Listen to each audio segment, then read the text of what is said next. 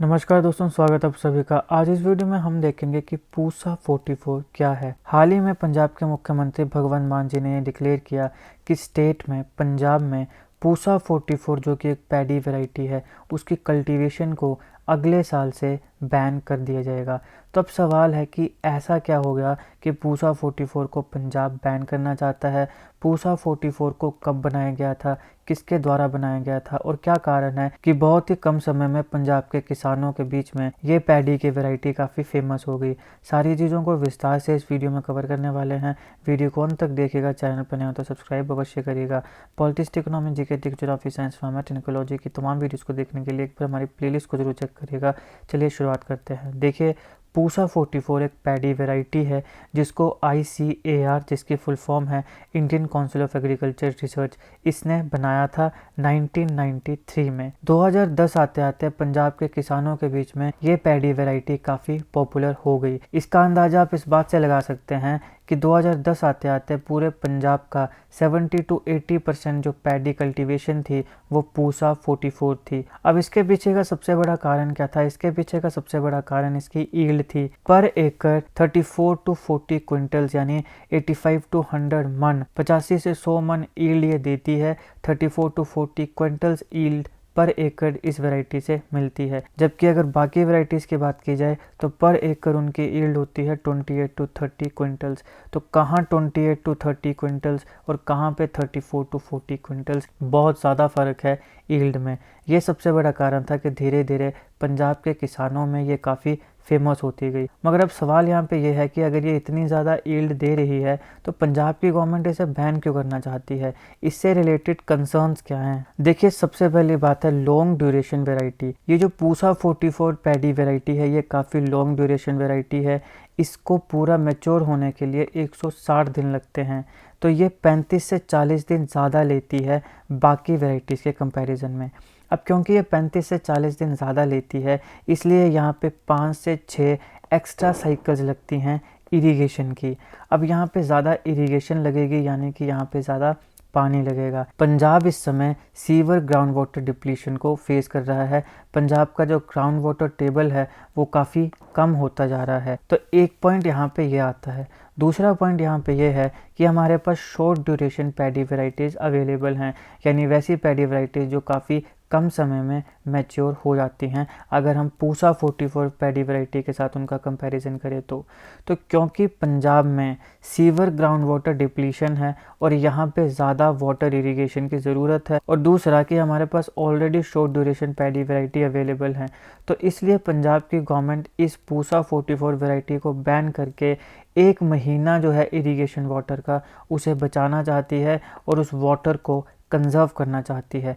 बात आई water conservation की, तो वाटर कंजर्वेशन के लिए ही पंजाब गवर्नमेंट ने पहले एक स्कीम भी चलाई थी, डायरेक्ट सीडिंग ऑफ राइस, जिसमें पंजाब की सरकार किसानों को पैसा दे रही थी DSR के लिए, यानी डायरेक्ट सीडिंग ऑफ राइस के लिए। तो इसके पीछे का भी कारण क्या था?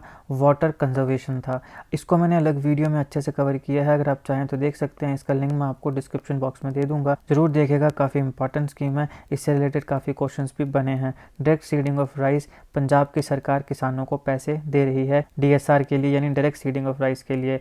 क्या इसकी इंपॉर्टेंस है, क्यों ये ज़रूरी है और किस प्रकार से पंजाब का ग्राउंड वाटर टेबल डिक्रीज़ हो रहा है, जो कि बहुत बड़ा कंसर्न है, ये सारी चीज़ें मैंने इसमें कवर करी हैं। ज़रूर देखिएगा, लिंक डिस्क्रिप्शन में मिल जाएगा। अभी यहाँ पे एक तो हमने बात कर ली कि ये लॉन्ग ड्यूरेशन है, जिसकी वजह से बाकी वैरायटीज़ के कंपैरिजन में इसमें ज़्यादा वाटर लगता है इरिगेशन के लिए। दूसरी एक प्रॉब्लम जो पंजाब फेस कर रहा है वो है स्टबल बर्निंग। स्टबल बर्निंग आप सब जानते हैं, दिवाली के समय काफ़ी खबरों में रहता है। तो यहाँ पे कहीं ना कहीं स्टबल बर्निंग का जो इशू है उसमें भी थोड़ी बहुत कमी देखने को मिलेगी जब इसको बैन कर दिया जाएगा। क्यों?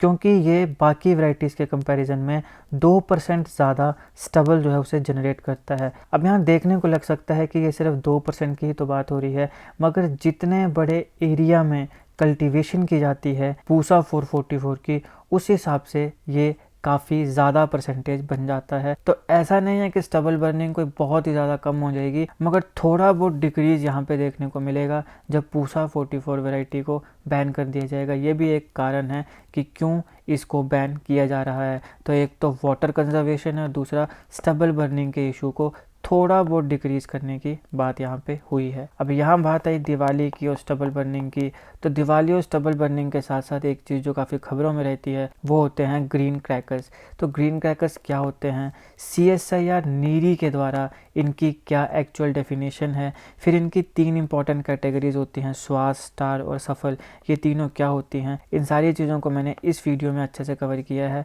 आपको ये वीडियो ज़रूर देखनी चाहिए, काफ़ी नई चीज़ें आपको सीखने को मिलेंगी। तो इसका लिंक मैं आपको डिस्क्रिप्शन बॉक्स में दे दूँगा, इसको एक बार ज़रूर देखिएगा। अब यहाँ पे हमने बात करी कि ये जो पैडी वैरायटी है पूसा 44, इसको 1993 में किसने बनाया था, ICAR ने। तो चलिए ICAR से रिलेटेड सारे इंपॉर्टेंट फैक्ट्स देख लेते हैं। देखिए ICAR एक ऑटोनॉमस ऑर्गेनाइजेशन है under department of agriculture, research and education, जो फर्दर किस मिनिस्ट्री के अंडर आता है, ministry of agriculture and farmers welfare. तो ध्यान रखना आपने कि ICAR ministry of agriculture and farmers welfare के under, department of agriculture, research and education के अंडर ऑटोनॉमस ऑर्गेनाइजेशन है। पहले इसको imperial council of agriculture research कहा जाता था। 16 जुलाई 1929 को इसे इस्टेब्लिश किया गया था। इसे एक रजिस्टर्ड सोसाइटी की तरह इस्टेब्लिश किया गया था अंडर सोसाइटीज रजिस्ट्रेशन एक्ट 1860।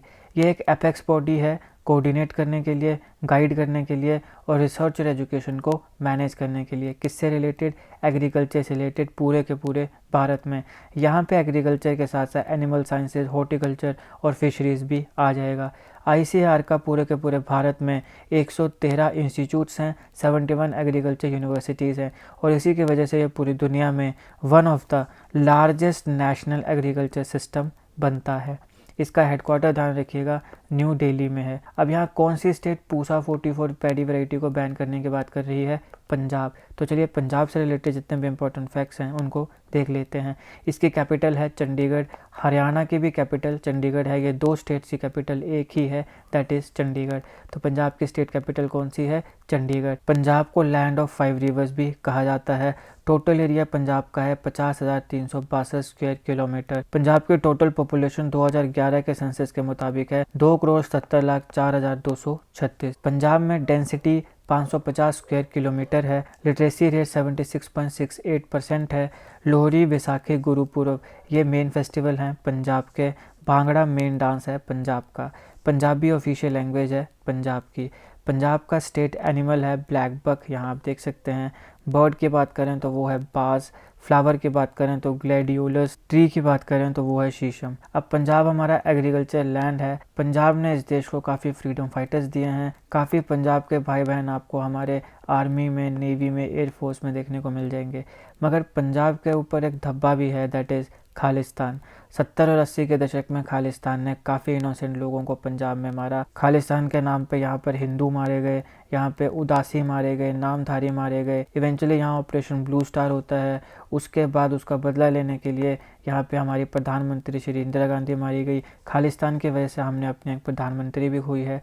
तो खालिस्तान का पूरा इशू क्या है, इसकी पूरी हिस्ट्री क्या है, और अभी रिसेंटली जो अमृतपाल सिंह का केस आया था, वो सारे के सारे इश्यूज़ को मैंने इस वीडियो में कवर किया है। खालिस्तान का पूरा इतिहास, इसको ज़रूर देखिएगा। इसका लिंक मैं आपको डिस्क्रिप्शन बॉक्स में दे दूंगा। काफ़ी इंपॉर्टेंट है ये। इंटरनल सिक्योरिटी थ्रेट्स के जो इश्यूज़ आते हैं उनमें ये काफ़ी इंपॉर्टेंट टॉपिक है, तो इसको ज़रूर देखिएगा। इसका लिंक मैं डिस्क्रिप्शन बॉक्स में दे दूंगा। खालिस्तान की वजह से हमने अपने प्रधानमंत्री इंदिरा गांधी खोई, जिनसे रिलेटेड सारे इंपॉर्टेंट MCQs को मैंने एक अलग वीडियो में कवर किया है।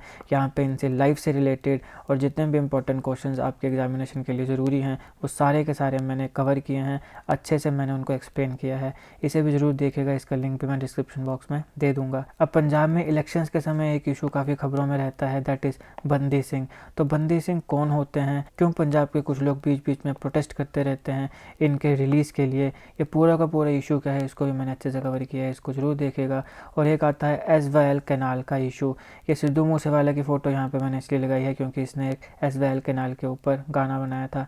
तो SYL कैनाल का इशू क्या है पंजाब और हरियाणा के बीच में, क्यों इस इशू को अभी तक सुलझाया नहीं गया और कैसे ये एक बहुत बड़ा कंसर्न है पंजाब के किसानों के लिए भी, हरियाणा के किसानों के लिए भी। यहाँ मैंने अच्छे से एनिमेशन के माध्यम से इस पूरे के पूरे इशू को समझाया है, इसे भी ज़रूर देखिएगा। इन सारी की सारी वीडियोज़ का लिंक मैं आपको डिस्क्रिप्शन बॉक्स में दे दूँगा। ये था इस लेक्चर का एनालिसिस। आई होप आपको वीडियो अच्छी लगी। अगर आपको अच्छी लगे तो लाइक करिएगा, शेयर करिएगा। Politics, economy, GK, geography, science, environment and ecology की तमाम वीडियोज़ को देखने के लिए एक बार हमारी प्लेलिस्ट को जरूर चेक करिएगा। अगर आपको कुछ कमी लगी हो तो कमेंट बॉक्स में ज़रूर बताइएगा। हम चाहते हैं कि आप हमारी कमियां हमें बताएं ताकि हम अपने आप को इम्प्रूव कर सकें। अगर आपको हमारे एक्सप्लेनेशन, हमारा हार्डवर्क, हमारे एफर्ट्स अच्छे लगे हों तो भी कमेंट बॉक्स में बताइएगा। जब आप अच्छे अच्छे कमेंट्स करते हैं तो हमें और ज़्यादा मोटिवेशन मिलती है हार्डवर्क करने की। बाकी एक बार हमारी प्लेलिस्ट को जरूर चेक करिएगा। मैंने काफ़ी जीके ट्रिक्स बनाए हैं, मैंने इंपॉर्टेंट पर्सनैलिटीज़ के ऊपर MCQs कवर किए हैं। जैसे मैंने आपको बताया इंदिरा गांधी है, फिर जैसे महात्मा गांधी सारे एग्जामिनेशन के लिए काफ़ी इंपॉर्टेंट होते हैं, इनको भी मैंने अलग से एक वीडियो में MCQs के माध्यम से सारे इंपॉर्टेंट क्वेश्चंस कवर किए हैं। जवाहरलाल नेहरू है, मेजर ध्यानचंद है, लाल बहादुर शास्त्री हैं, इन सारों से रिलेटेड आपको इंपॉर्टेंट क्वेश्चंस मिल जाएंगे। आप जाइए मेरी प्लेलिस्ट में पर्सनालिटी क्वेश्चंस, जीके ट्रिक्स भी एक अलग प्लेलिस्ट है। बाकी और भी काफ़ी प्लेलिस्ट हैं जैसे polity, economy, science, environment and ecology, उन सबको जरूर देखिएगा। उन सारों का लिंक आपको डिस्क्रिप्शन में भी मिल जाएगा और मेरी अब सीधे प्लेलिस्ट में जाइए, वहाँ पर भी आपको सारे प्लेलिस्ट मिल जाएंगी। जीके ट्रिक्स और करंट अफेयर्स की ऐसी वीडियोज़ को देखने के लिए हमारे चैनल को सब्सक्राइब करिएगा। आपका बहुत बहुत धन्यवाद।